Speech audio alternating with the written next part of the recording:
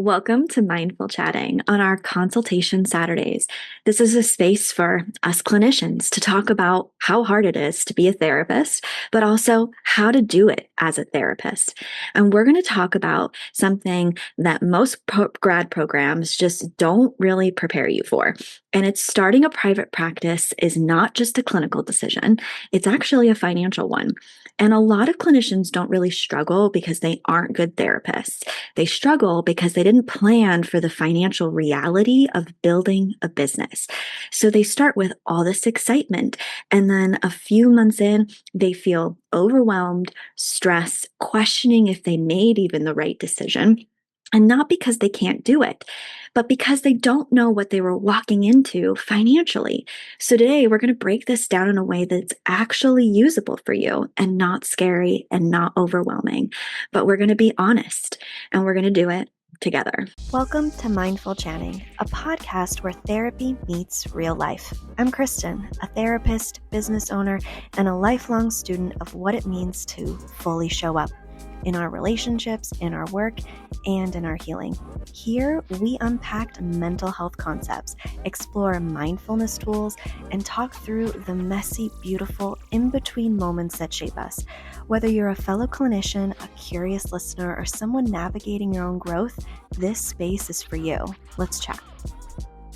So, before you think about clients, marketing, branding, all those things that are probably actually very exciting for you, I want you to know that what you actually need to survive. This is your minimum viable income. So ask, what do I need monthly to cover my rent, my mortgage on my personal side, but then also the rent for your office? Because when you think about yourself as a business, I want you to think about yourself personally as one entity, your bills, and then your business entity, those bills. I want you to think about your own utilities. How much do your groceries cost? What about insurance? Not just for your car or your mortgage or your rent, but what about insurance for your license and for your business? I want you to think about, do you have any debt, credit card debt? And then I want you to think about your basic living expenses. So let's say that number on a good day is about $4,000 a month. That's your baseline. That's not a dream, not your goal. That's your floor. And that's what you need to strive for each month. So that could be your personal finances, could be $4,000 a month. But then you also have to total up what it costs of overhead for your business. And then you need to combine that number. And that is your floor. That's something that you need to make every single month. So let's talk about revenue math, and we're going to turn this into little tiny sessions, if you will. So let's say you charge $100 a session, and let's say that's maybe what you get from an insurance company if you decide to take insurance. That could be a whole other episode, to be honest with you.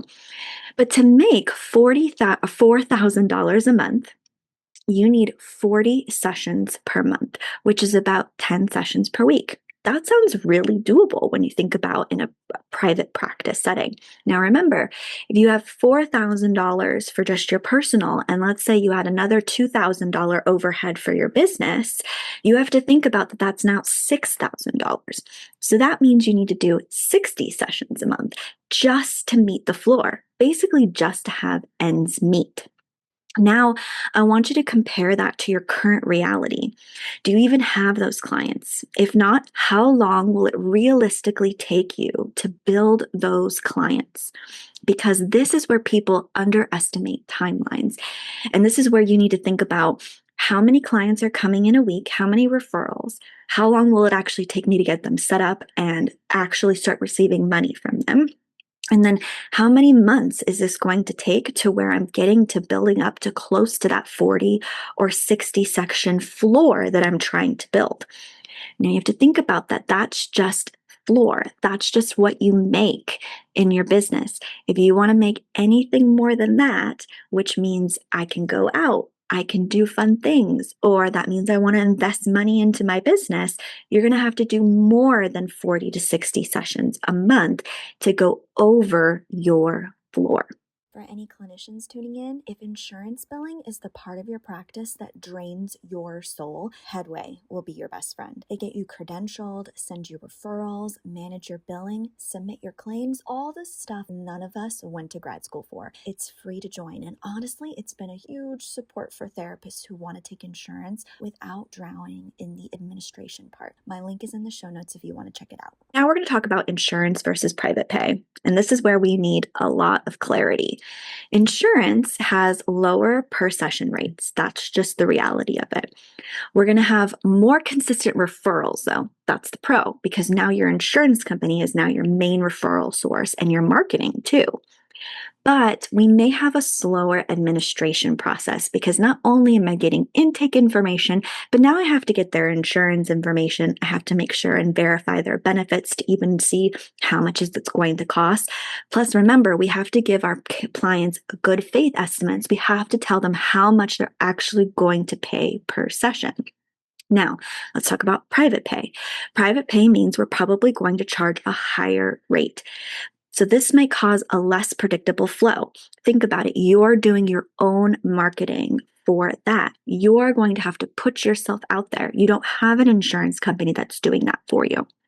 So that's going to require a lot more time on your end. So yeah, you could be going into this, but you have to think about how much time in that timeline is it going to take from me in order to build my marketing up as I go. So ask, what model am I building for myself? That's something that I really want you to really think about before you ever dive into it, because this is going to directly impact how many clients you need, how quickly you can grow, and how stable your income is going to feel for you. So let's talk about some expense forecasting. And this is kind of the part that people ignore. Everyone thinks about income, almost no one plans for expenses.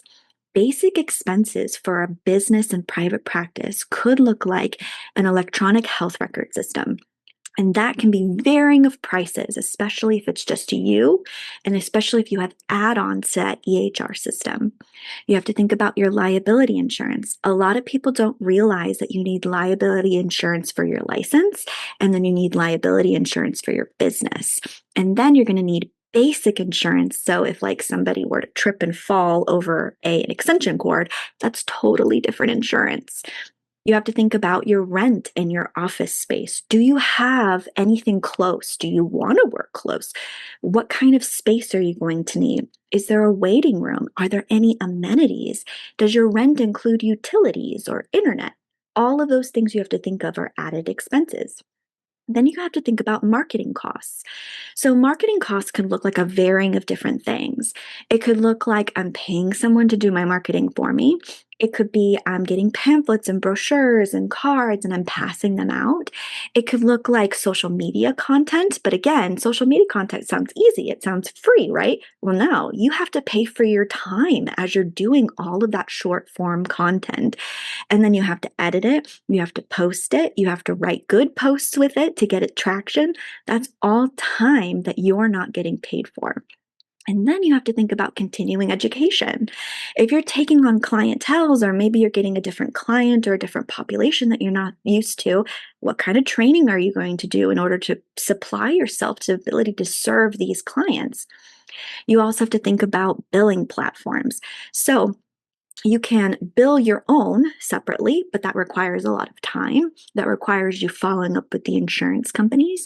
You can pay a private biller if you'd like, but sometimes those, you don't know most of the time what they're doing. Or sometimes they have a different way of doing things. Sometimes you have to constantly be following up with billers, or if your client has a question about their insurance and billing, it's mostly you directing them to that biller or you're the middleman.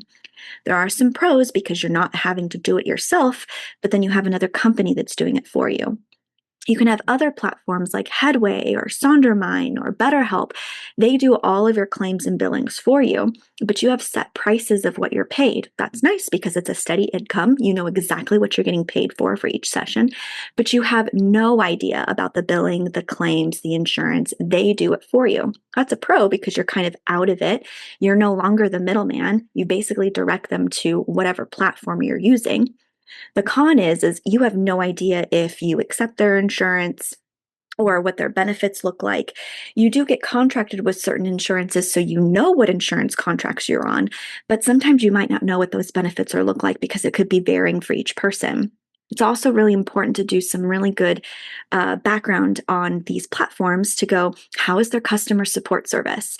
I've been on a couple of platforms where I'll reach out to them directly myself to get more information because the client's asking me questions and I won't get a response back for weeks. And then I have some platforms that get back to me within 24 hours. That's really important because you're talking about your customer service for your people. Even though that's not you directly, you want to work with a platform that works with you. So these are a lot of things that you have to think about before you ever start marketing yourself. So even if you start to lean, you still have this overhead. And these are where the real numbers isn't I just need $4,000. That's just for you to live personally. You have these expenses for your business as well. It's more of that I need $4,000 a plus with business expenses. And so you need to know what that really looks like. And that's why it's super important to get all the numbers out before you ever really open your practice doors. Here's a quick note for my clinicians listening. If you're looking for a charting and practice management system that doesn't make you want to scream, well, guess what? I use TherapyNotes. It's clean, reliable, HIPAA compliant, and honestly saves me hours every week. You can try it with my link in the show notes. Let's talk about buffer funds. And this is where people kind of get into trouble.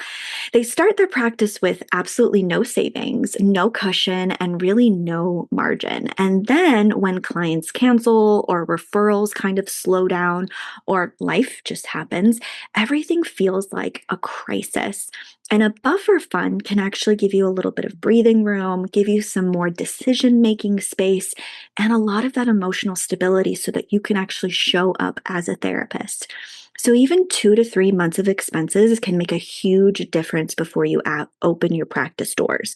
And so this is where doing all of that math is super important. You want to think about 2 to 3 months of expenses of your floor. That includes your personal and your business. This is something that maybe you want to start doing before you ever think about a business model or getting into your own private practice. So let's say you're working in the community right now or you're working under a clinic. That's the number that I want you to shoot for. That 2 to 3 month number of floor of your personal expenses and your business. So then that's your buffer so that when you start making actions towards a private business, you have a little bit of breathing room and you can start making decisions. You don't have to go into, I have to make 40 clients this month. I can start building this slowly and I can do this so that it feels good for me. Now, I want you to think about your burn rate. Your burn rate is how fast you go through money before your practice is actually stable. So ask yourself, how much am I actually spending monthly? And then how much am I earning? And then what's that gap in between? And how long can I actually sustain that gap? This tells you how much pressure you're under, how quickly you need to grow, and then what risks are realistic for you. And you may not know this gap until a couple of months in, which is totally fine. But this also determines whether or not if someone cancels or if you need to fill that cancellation slot because you know you're only going at your capacity of your floor right now. Or maybe you can take a break and not have to fill that cancellation. Or maybe you fill that cancellation up with time of marketing or doing social media or anything that you know that will invest time back into your business. But that's something that you don't want to have someone cancel and go, what am I supposed to do with this time? This is something that you've already thought about and built in for your month. So don't be too upset if you don't know what this gap is because you probably won't know this gap until you actually open your doors and start getting people in. But this is really something that I want you to think about. This gap is also going to be really important, especially if you want to take time off. So there are going to be some months where you're going to be hustling and you're going to be doing great. Those are buffer months. So you may be making more money those months. That does not mean that you spend more money. That means that when you take vacation a couple of months from now, or maybe you take a week or two off, that buffer month is going to help you when that month is not as robust as the other months have been. And that's when you can actively, confidently go on vacation and not worry about whether or not you're making enough money to actually go on vacation. You'll know the numbers. You'll know if you can actually take vacation. This is where I also want you to do a risk assessment. This isn't about fear, this is about clarity. I want you to ask yourself, what's my financial safety net? What happens if I don't hit my numbers this month? And do I need a part time income while I'm building up my business? And what's my backup plan? Because the more honest you are here, the more sustainable your decisions become, the more you know a lot of these answers when things pop up. I'm going to be honest with you. When I was building my private practice, I did my private practice part time while I worked full time at a clinic. And all of my private practice money that I did on a telehealth basis on the weekends or outside of that clinic time, I just used that money to build up a buffer. I did that for a year before I felt confident enough to go on my own. And I didn't go on my own in a big sweep. I went part time at my clinic. I was fortunate enough to have the ability to go part time. You may have to leave your full time if they don't offer that and go to a place that offers part time work. And that be your sustainable income, that little buffer, as you start using your buffer money that you made while you were working full time to start investing in the business and growing it. Eventually, the whole thing is that your part time private or your part time will go away and your private practice will be your full time work. But that may take a while. Like I said, it took me a year before I felt really confident to do that. So just know that there's a light at the end of the tunnel with this. Not everybody has the ability to have buffer money to do this. But if I could have done it any other way, I would have done the same thing. I would have created that buffer before I would have ever opened the doors. You will have a lot of opening expenses like security deposits or buying furniture. So you're going to have a lot of upfront costs when you're opening a private practice. So the buffer money is really helpful, but if you don't want to spend that money, this is where business credit cards can be very helpful for you. A lot of them for first time business owners can give you a lot of great tools and amenities. One I used had just happened to give me Amazon points. So even though I was spending a lot of money on Amazon, I was getting points in return.